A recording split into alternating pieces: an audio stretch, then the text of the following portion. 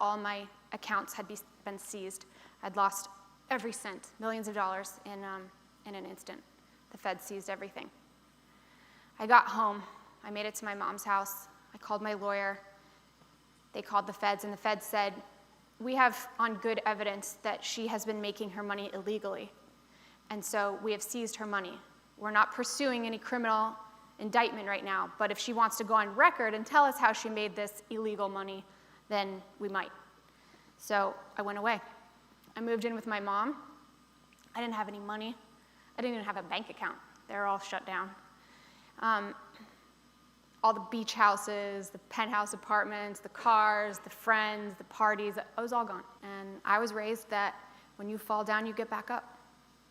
And so the first thing I had to do was get clean and get sober. And I had to take responsibility for this whole mess because it was all my fault. You know, nobody forced my hand. I had done all of this.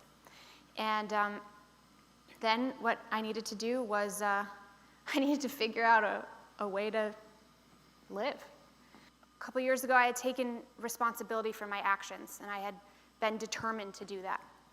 These were consequences that I was facing based on my actions. All these people did, all the clients did, were show up to my games, support me, and make me money.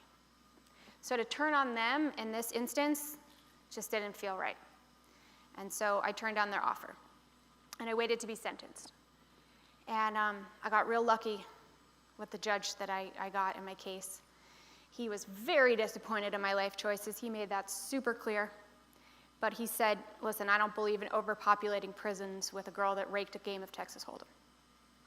So the good news is I didn't have to go to jail. The bad news is I had to go to dinner with my family that night. And Jordan had just graduated Harvard, and Jeremy had just got inducted into the Colorado Sports Hall of Fame. And I'm a convicted felon, you know? And I'm like, this dinner table has got to end, right? I need a massive rebranding campaign.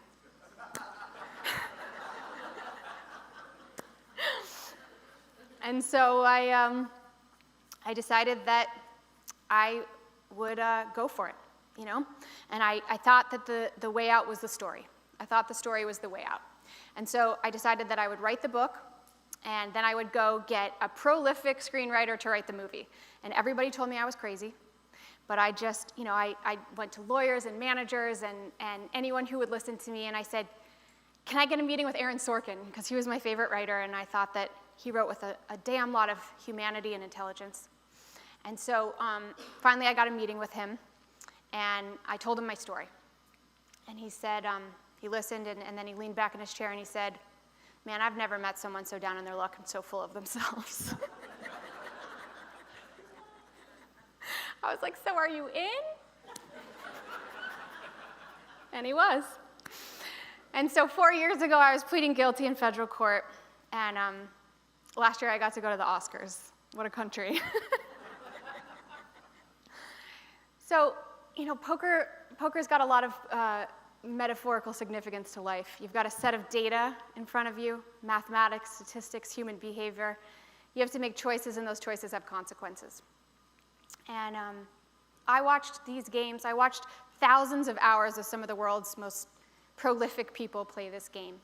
And there always emerged a winner's circle and a loser's circle. And everyone always said the winners were lucky and the losers were unlucky, but that wasn't the story, you know?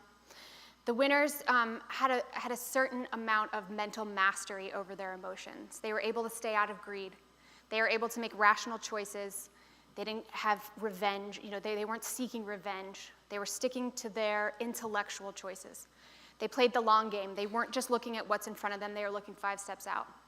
And the last thing I find to be the most interesting and most significant was, by far and large, the winners were nicer people. They were nicer to the staff. They were nicer to their families. They had better reputations. They seemed to like themselves more.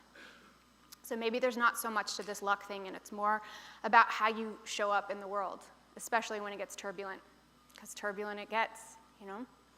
But in my life, I have seen that these turbulent moments, these times we fall upon hard times, are moments of great opportunity. And the main difference between an ordinary and an extraordinary life is simply the willingness to get back up, no matter how many times it takes.